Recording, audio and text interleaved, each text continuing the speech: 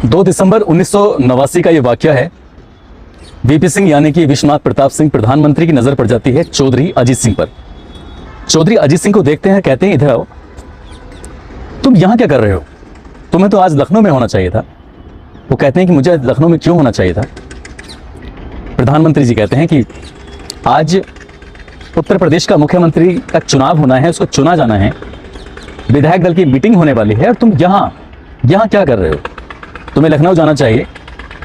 तो अजीत सिंह कहते हैं कि साहब मुझे तो दिल्ली में ही रहने दो, मुझे दिल्ली की ही राजनीति करनी है।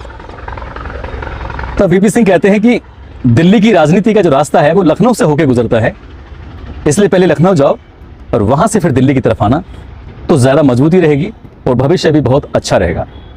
इतना सुनना था चौधरी अजीत सिंह और उनके साथ एक साथी आरिफ मोहम्मद खान, जो कि वर्तमान में केरल के राज्यपाल भी हैं।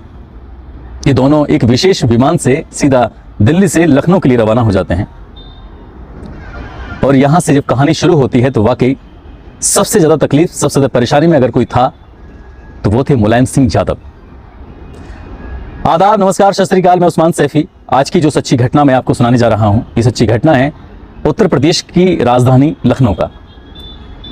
दरअसल काफी उठापटक के बाद, काफी जद्दोजहद के बाद, 23 साल के लंबे संघर्ष के बाद आज उत्तर प्रदेश की राजनीति में एक मुख्यमंत्री का नाम चुना जाना था। यदि आज वो नाम नहीं चुना जाता तो शायद मुलायम सिंह यादव का नाम इतिहास के पन्नों में कहीं ना कहीं दफन होकर रह जाता।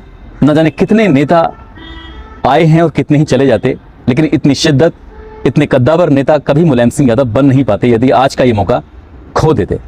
इसलिए मुलायम सिंह यादव साम दाम दंड भेद, वो हर नीति अपनाना चाहते थे इस पद को हासिल करने के लिए, और आखिरकार उन्होंने इस पद को हासिल करने के लिए वो कामयाबी हासिल कर ही ली। वाकया 2 दिसंबर 1989 का है। मीराबाई रोड पर एक वीआईपी गेस्ट हाउस है और अचानक ही मुलायम सिंह यादव जी को पता चलता है, क्योंकि विधायक दल की मीटिंग होने वाली है, चौधरी अजीत सिंह की एंट्री हो चुकी है, चौधरी अजीत सिंह भी यहां पर आ चुके हैं। इससे सुनकर कहीं ना कहीं मुलायम सिंह यादव की घिग्गी बन जाती है और वो परेशान हो जाते हैं, उनकी सांसें फूलने लगती हैं और सर्दियों के दिनों में भी पसीने आने लगते हैं। अक्सर चौधरी साहब के साथ रहने वाले एक विधायक जी, अब चौधरी अजीत सिंह से तो सीधे बातचीत हो नहीं रही थी, इसलिए उनके साथ रहने वाले एक विधायक मुलायम सिंह यादव उनके पास जाते हैं, क्योंकि मुलायम सिंह यादव का जो कद था उन दोनों इतना बड़ा नहीं था जितना बड़ा आज उत्तर प्रदेश में है। वो एक सामान्य विधायक की तरह थे। वो उन विधायक के पास जाते हैं, विधायक जी से कहते हैं कि विधायक जी, आपकी बड़ी मेहरबानी होगी अगर आप चौधरी अजीत सिंह का हाथ मेरे सर पर रखवा दे तो विधायक जी कहते हैं कि ऐसी कैसी बात कर रहे हो यादव जी, मैं ये काम नहीं कर सकता, कुछ भी करिए, एक बार आशीर्वाद दिलवा दीजिए तो मेरा भविष्य बन जाएगा। आखिरकार आशीर्वाद तो नहीं मिला, लेकिन आमना सामने होता है और मुलायम सिंह यादव बड़ी रिक्वेस्ट भाव से चौधरी अजीत सिंह से कहते हैं कि आप दिल्ली की राजनीति क्यों नहीं करते, आप उत्तर प्रदेश की राजनीति क्यों कर रहे हैं, आप सांसद हैं और मैं विधायक बना हूं तो मुझे मुख्यमंत्री बनने दिया जाए ना। तब अजीत सिंह इससे पहले कि कुछ कहते, वहां दिल्ली से एक और विशेष विमान आता है और उस विशेष विमान में 3 पर्यवेक्षक होते हैं, मुफ्ती मोहम्मद सईद, मधु दंडबते, चिमन भाई पटेल। चिमन भाई पटेल, मधु दंडबते, ये दोनों गुजरात के हैं और मुफ्ती मोहम्मद सईद जो कि कश्मीर के। दरअसल मैं इस कहानी पे आऊं, मैं थोड़ा सा इतिहास के आईने में झांक कर आपको बता देना चाहता हूं कि मुलायम सिंह यादव ने अपने जो करियर की शुरुआत की थी, उत्तर प्रदेश का इटावा का एक शहर है जसवंत नगर, संयुक्त सोशल पार्टी एक हुआ करती थी डॉक्टर राम मनोहर लोहिया जी की। उन्होंने पहली बार 1967 में मुलायम सिंह यादव को टिकट दिया और वो उस टिकट से विधायक बन जाते हैं। डॉक्टर राम मनोहर लोहिया को मुलायम सिंह यादव जी अपना राजनीतिक गुरु मानते थे, उनके पद चिन्हों पर चलने की कोशिश करते थे, उनकी हर बात मानते थे। ईमानदारी का युग था, बड़ा विश्वास करते थे, आज की जैसी राजनीति नहीं थी। मगर ये सफर बहुत ज्यादा दिन चल नहीं पाया और 1968 में एक बीमारी से अचानक ही डॉक्टर राम मनोहर लोहिया की देहांत हो जाता है, वो खत्म हो जाते हैं। इनका खत्म होना था, अब कहीं ना कहीं मुलायम सिंह यादव अपने आप को अकेला महसूस कर रहे थे। तब कहीं जाकर एक नाम पश्चिमी उत्तर प्रदेश में बड़े इज्जत के साथ उस दौर में भी लिया जाता था और आज के दौर में भी लिया जाता है। वो नाम था चौधरी चरण सिंह जी का। किसानों के नेता के रूप में उभर रहे थे। ऐसा कौन नेता था, ऐसा कौन शख्स था जो चौधरी चरण सिंह जी की इज्जत नहीं करता था। चौधरी चरण सिंह जी भी अपनी ईमानदारी के लिए जाने जाते थे और खासकर गरीब मसीहाओं, मजदूरों के वो देवता के रूप में जाने जाते थे। इन्होंने उनका दामन थाम लिया और मुलायम सिंह यादव ने जब चौधरी चरण सिंह जी का दामन थामा तो उन दोनों, उनके पास एक पार्टी थी भारतीय क्रांति दल यानी कि BKD। इसमें वो शामिल होते हैं और पूरी शिद्दत, पूरी ईमानदारी के साथ चौधरी चरण सिंह जी के साथ काम करते थे। जहां जहां चौधरी चरण सिंह जी जाया करते थे वहां वहां मुलायम सिंह यादव भी साथ रहते थे। मगर चौधरी अजीत सिंह जो कि 1939 में पैदा होते हैं और मुलायम सिंह यादव भी 1939 में पैदा होते हैं, जिस तरह से इनके पिताजी यानी कि चौधरी चरण सिंह जी मेहनत करते थे, उतनी शिद्दत, उतनी ईमानदारी से चौधरी अजीत सिंह जी जमीन पर रहकर मेहनत नहीं करते थे। इनके साथ मुलायम सिंह यादव जरूर साथ थे। और एक वक्त आता है 1974 में BKD यानी कि भारतीय क्रांति दल से मुलायम सिंह यादव को इसी जसवंत नगर से एक बार फिर टिकट दिया जाता है और इस टिकट मिलने के बाद वो विधायक बन जाते हैं। यानी कि अब दूसरी बार वो विधायक बन जाते हैं। और 1974 यानी कि इसी साल BKD और संयुक्त सोशलिस्ट पार्टी जो कि डॉक्टर राम मनोहर लोहिया की पार्टी थी, इनका आपस में विलय हो जाता है और एक नई पार्टी का उदय होता है। उस पार्टी का नाम था भारतीय लोक दल। इसी बीच में वक्त आगे बढ़ता है और इमरजेंसी का दौर आता है। जो गैर कांग्रेसी थे उनको पकड़ पकड़ के ढूंढ कर गिरफ्तार किया गया, उनको जेल में डाला गया। इसी गिरफ्तारी होने वालों में मुलायम सिंह यादव का भी नाम शामिल था और मुलायम सिंह यादव लगभग 19 महीने तक जेल के अंदर रहे। जेल के अंदर जो आज की राजनीति में बड़े शीर्ष लेवल के नेता हैं, जो बहुत ऊंचाइयों तक पहुंचे हैं, वो बड़ी संख्या में ऐसे नेता जेल के अंदर बंद थे और मुलायम सिंह यादव की ऐसे नेताओं से कहीं ना कहीं दोस्ती हो जाती है। वो उनके बहुत करीब आ जाते हैं। धीरे धीरे उनका पद, उनका कद मुलायम सिंह यादव का बढ़ने लगता है। और कहते हैं कि जब क्रिकेट की पिच पे कोई बड़ा खिलाड़ी अचानक से गायब हो जाए, अचानक से आउट हो जाए, तो उसकी जगह जो खाली स्थान होता है तो उसके इंतजार में होते हैं कि इसका खाली स्थान कौन लेगा। ऐसे ही राजनीति की पिच पर चौधरी चरण सिंह जी का अंत हो जाता है, देहांत हो जाता है। ये वाकया था 1987 का।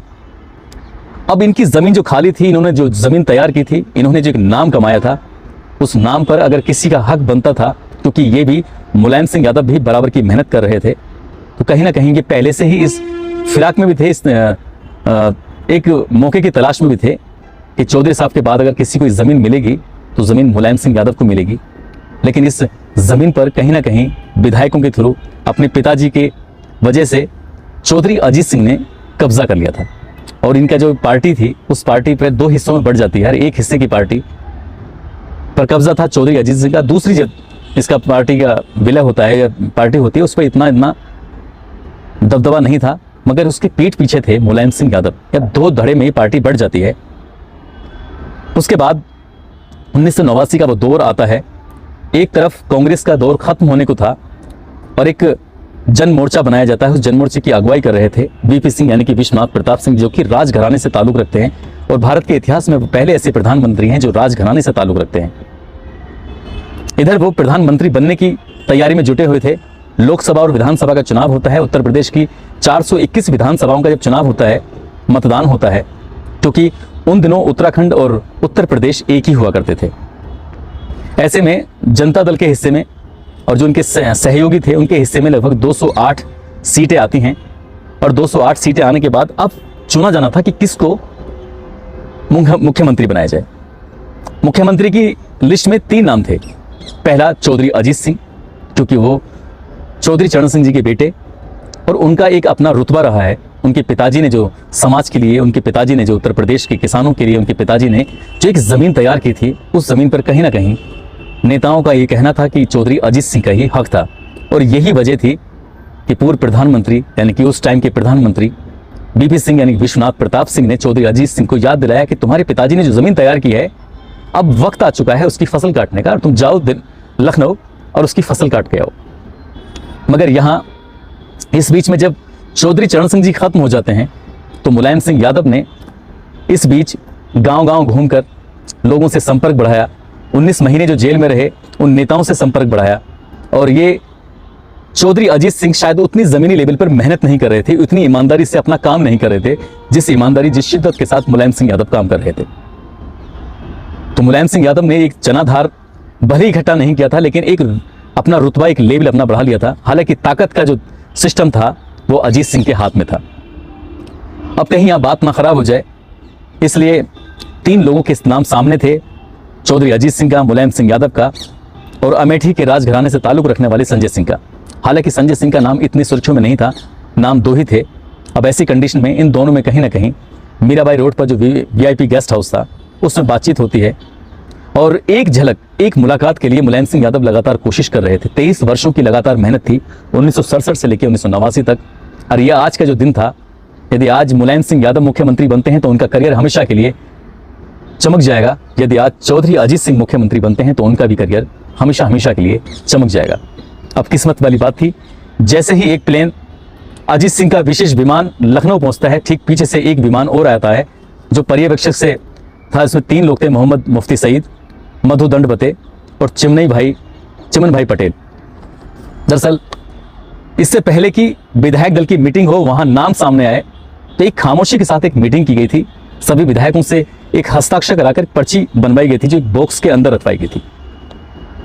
सभी विधायकों ने अपने हस्ताक्षर किए और उस बॉक्स के अंदर पर्ची डाल दी और उस पर्ची की जो गिनती करनी थी वो गिनती की थी मधु दंडवते ने, जो अपना आप में एक बहुत बड़े सामाजिक कार्यकर्ता, बड़े अच्छा नाम राजनीति में, बड़े ईमानदार किस्म के व्यक्ति जिन पर कोई भी उंगली ना उठा सके। उन्होंने इन पर्चियों की जब गिनती की तो गिनती करने के बाद किसके हक में कितने वोट आए हैं, किसको कितने वोट मिले हैं और कितने वोट पड़े हैं, ऐसी कोई गिनती के जिक्र नहीं किया गया। और मधु दंडवते ने उस कमरे से निकलते हैं और बाहर चौधरी अजीत सिंह जिंदाबाद के नारे लग रहे थे।